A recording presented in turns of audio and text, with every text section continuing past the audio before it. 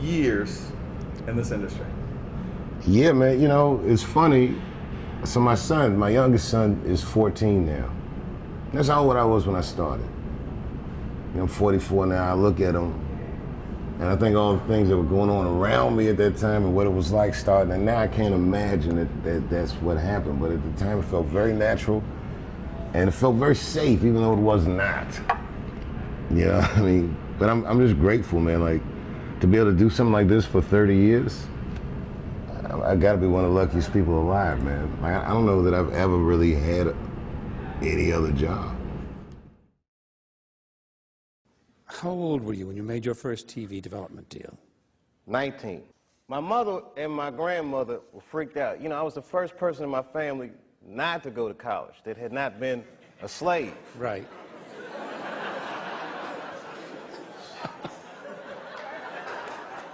So I was really breaking from tradition, and it was like a graduation lunch we were having, and they had my dad come and talk to me, and my dad takes me outside, and he's like, listen, and this is some advice that applies to all you acting students. He says, to be an actor is a lonely life. Everybody wants to make it, and you might not make it. And I said to my dad, well, that depends on what making it is, Dad. He was a smart-ass kid. Yeah. It depends on what making it is, Dad. He says, what do you mean? I said, well, you're a teacher. I said, if I could make a teacher salary doing comedy, I think that's better than being a teacher. And he started laughing. He said, if you keep that attitude, I think you should go. He said, but name your price in the beginning. If it ever gets more expensive than the price you named, get out of there. Mm-hmm. Thus, Africa.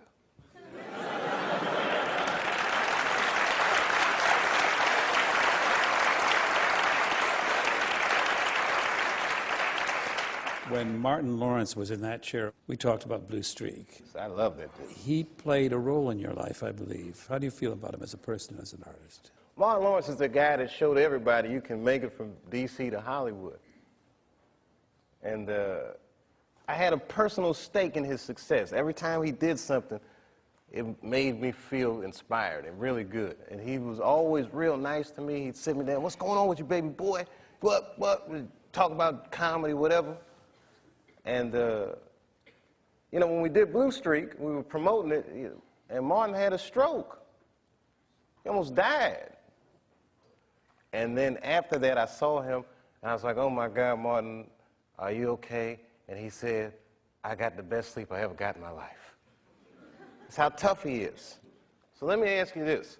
What is happening in Hollywood that a guy that tough will be on the street waving a gun, screaming, they are trying to kill me? Yeah. What's going on? Why is Dave Chappelle going to Africa? Why does Mariah Carey make a $100 million deal and take her clothes off on TRL? A weak person cannot get to sit here and talk to you. Ain't no weak people talking to you. So what is happening in Hollywood? Nobody knows. The worst thing to call somebody is crazy, is dismissive. I don't understand this person, so they're crazy. That's bullshit. These people are not crazy. They're strong people. Maybe the environment is a little sick.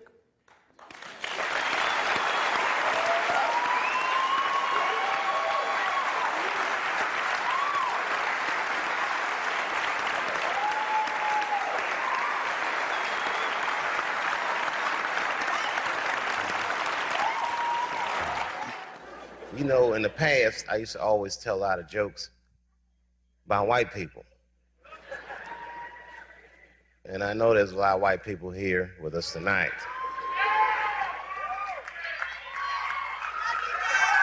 Good evening, whites. Everybody knows what it's like to be embarrassed or to be felt marginalized. The implication is authority. Nobody likes authority figures. When I say jokes about white people, don't think for a second that I'm talking about you.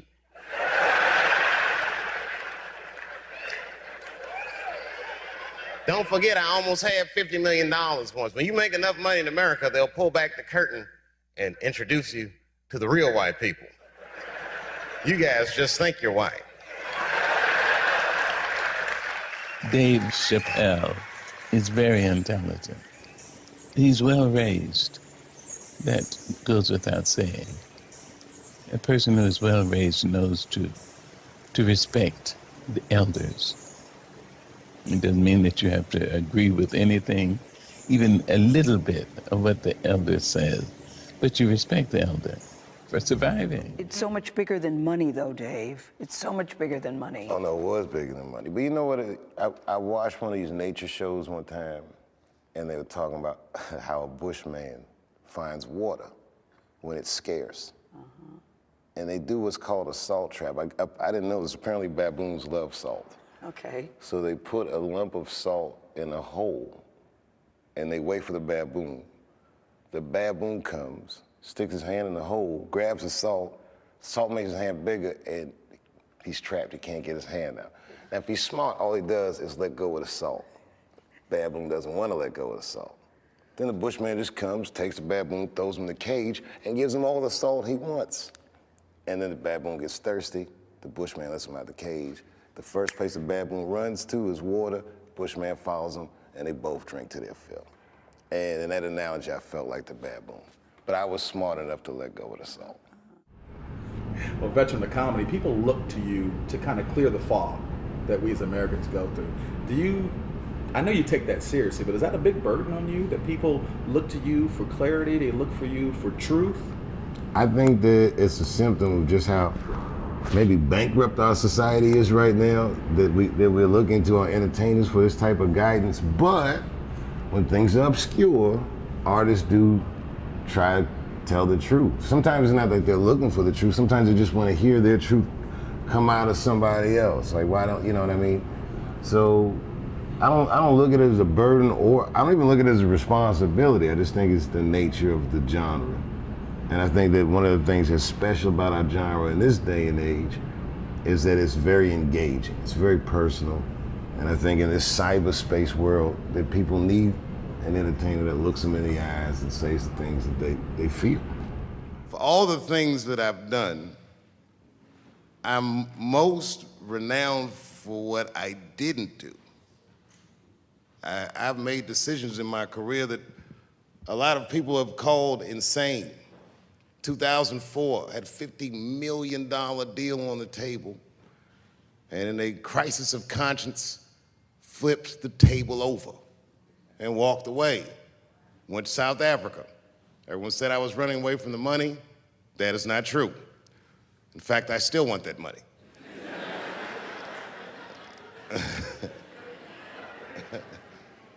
The idea that I wanted to just share with you guys is the idea that sometimes you do what you think is best, whether anybody understands it or not. I heard a story about my father where someone told me he used to do statistics for a company in DC. The company he did statistics for started doing business with the South African government, so he quit his job. It's caused a lot of problems between him and his wife. It's hard for a man when he can't provide for his family the way he wants to, and he suffered through it. And a generation later, when I had my crisis of conscience, I was able to go to a free South Africa and get away from the heat. This idea that what you do in your lifetime informs the generations that comes after you is something I keep thinking about, something that is so much bigger than just ourselves. I just want you guys to remember, you know, that right now there's this thing where ethics aren't what they used to be. This idea that people are trying to replace the ideas of good and bad with better or worse. And that is incorrect. You gotta keep your ethics intact, because good and bad is a compass that helps you find the way. And a person that only does what's better or worse is the easiest type of person to control. They are a mouse in a maze that just finds the cheese. But the one who knows about good and bad will realize that he's in a maze. This is my last question for you. You don't do many sit-down TV interviews. Why is that? Because so much of an answer depends on how you feel any given day, but it lives forever. that your opinions about things can change, your view of yourself can change, and yet this is on a permanent record. Like Donald Trump, he complains about it because someone can look at him and say, well, you said in 1984 that this, that, or the other, and that's the cross you have to bear when you engage the press. And more important than that, I talk for a living, so I don't want to blather about me blathering. You know what I mean? I'd rather just do it.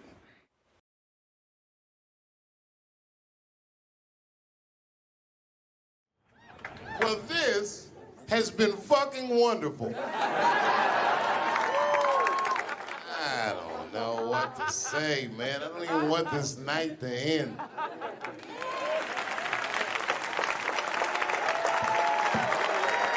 I promise you, whoever cares the most, I care at least as much as them.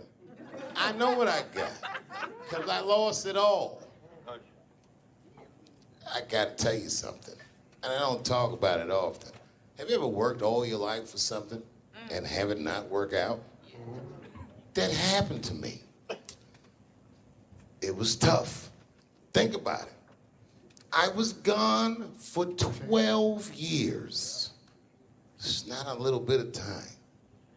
It was hell. I watched other niggas that I knew become very famous. I watched the world go on without me. I mourned the loss of it, and after a while, I didn't care. Coming back was terrifying. I understand what I am. I really do, more than anybody. Like when they write about me in history, I'll be dead reading it like, yeah, I knew they'd say that. They say that a person can't dream of a face they've never seen. Can't believe that's true, but it's probably true. Boy, I got a long bank of faces. 32 years, I could close my eyes, I could think of any night. There's so many faces. Every night, most nights, they're all looking up, smiling. You have no idea what the world looks like from there.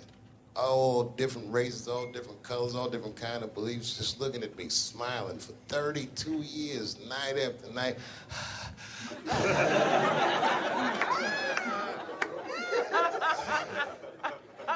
No comedian take that for granted. I swear to God, this might be the noblest of professions. Robin Williams had a bar that I loved. He said comedy is the only job you can have where you can use everything you know. And that's true. You can use more than you know. You can use what you think. Use it. Don't be afraid. Don't let these bitch-ass niggas button your lip. Say it anyway.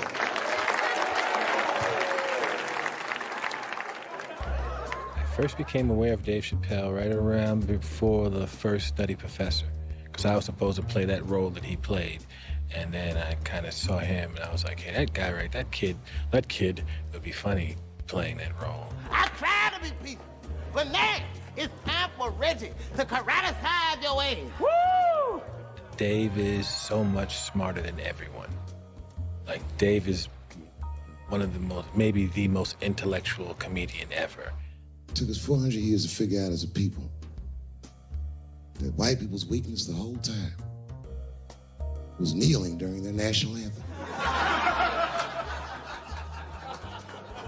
That's a brittle spirit. That's right, nigga. On the rock, it's regular. Ah! Ah! What are you doing, nigga? Stand up! He stretched the art form and his impact on the culture. He is the voice of his generation, without question. Nobody's even close to him. No, I've had to learn, and that's where Dave Chappelle has been a wonderful friend and mentor. What did Chappelle say to you that helped you with that? Chappelle said to me, we were doing a show at Radio City together. It was during his run. Right. And I was on one of the shows, and he said to me, I said, man, what am I going to tell these? Because I was like, I'm going to do comedy before Dave Chappelle. I was like, Dave, what am I even doing here? And Dave said, and I said, I don't even know if I'm funny enough to be here. I said, you're nice, and I think I'm a really funny guy, but what am I doing here? And Dave said, look, man. He said, you don't understand something. He said, you're not here because you're funny. He says, I know 100 funny motherfuckers out there. He said, you're here because you're interesting. And he said, anyone can be funny. Not everybody can be interesting. Not everyone can make an audience listen to what they're saying. Not everyone has a wealth of life experience that makes people want to know what they have in their minds. And so that changed my perspective on silence. And so now, if I can hear that an audience is listening, I'm engaged. Well, that is a great piece of advice, not only for comics, but for anybody, Right. because, wow, the thing that I love about Chappelle, and you just identified it, is he will go. He's interesting. And he is an interesting guy. He's the most interesting man I've ever met. That's what makes Dave Chappelle. Many people are funny. There's a lot of funny stand-up comedians all over the world. Yes. But what makes Dave Chappelle is that he is interesting. It's how he sees the world between the jokes. But all jokes aside, Kevin Spacey shouldn't have done that shit to that kid. He's 14 years old and was forced to carry a grown man's secret for 30 years. Jesus Christ, he must have been busting at the seams with that one. The saddest part is, if he were able to carry that secret for 6 more months, I would get to know how House of Cards ends. Loved was, I can't believe that I've been in this business long enough that we're like the older guys now. It always blows my mind that I'm like 5 years older than Dave Chappelle, because he was already a made guy when I came in. So I always look at him like he's got 10 years on me, or 15. And, just when I watch his act, I'm like, this guy's clearly been doing this a good couple of decades longer than me. And the reality is, I think he's only been doing it like 6 years longer than I have or something like that. He's fucking amazing. And what I love, too, is just he's that same, with all that's changed, everybody getting offended, all of this fucking crap, how you get in trouble, he hasn't changed at all. He's just like that same guy that I saw way back in the day when I used to go to the Boston Comedy Club and watch him go on at like 2 a.m. and just start murdering at 2 a.m. And I remember I used to always sit there going, how do you do that? How are you that funny at 2 a.m. in front of a crowd that gave up on the show like an hour ago, and they're tired and they just want to go home? That second he steps on stage, boom, he just starts fucking killing. Dave's a beast. Dave's a beast, man. That's the only man that puts a little fear in my heart. I'm like, okay, it's real. What's he doing? Do you watch him? Do you watch him? Totally. You study? Totally. I got Chappelle. I got an app. I follow him. I'm like, my man Prince Paul always says, competition keeps you in condition. True. So yeah, that's my man right there. The other real special shout out I gotta make, because none of this would have been possible on any level without this person, is my mother. Mom. My mother. Mom. You have no idea what I put this woman through. If you had just given birth to me, that would have been more than enough. But the fact that she raised me and raised me well, we had a real oral tradition in our house. I knew the word griot when I was a little boy. A griot was a person in Africa who was charged with keeping the stories of the village. Everyone would tell a griot the stories, and they would remember them all so that they could tell future generations. And when they got old, they'd tell them to someone else. And they say in Africa, when a griot dies, it's like a library was burnt down. And my mother used to tell me, before I ever thought about doing comedy, she said, you should be a griot. And she'd fill me with every story of black life. She's educated in African-American studies, and she would let me understand the context that I was being raised in, that I'm being raised in a hostile environment that I have to tame. By the time I was 14 years old, I was in nightclubs, mastering an adult world. It was terrifying.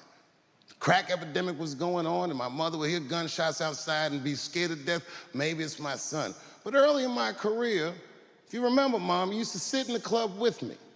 She'd do a full day of work. You'd be back there falling asleep, just waiting for me to go on. She would watch my show every night. Do you know how long that car ride is home?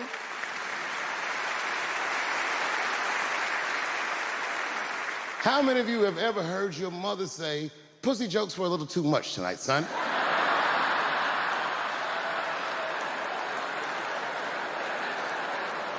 I was a soft kid. I was sensitive, I'd cry easy, and I would be scared to fist fight. And my mother used to tell me this thing, I don't even know if you remember, but you said this to me more than once. You said, son, sometimes you have to be a lion so you can be the lamb you really are. I talk this shit like a lion. I'm not afraid of any of you. When it comes word to word, I will gab with the best of them, just so I can chill and be me. And that's why I love my art form, because I understand every practitioner of it. Whether I agree with them or not, I know where they're coming from. They want to be heard. They got something to say. There's something they notice. They just want to be understood. Love this genre. It saved my life.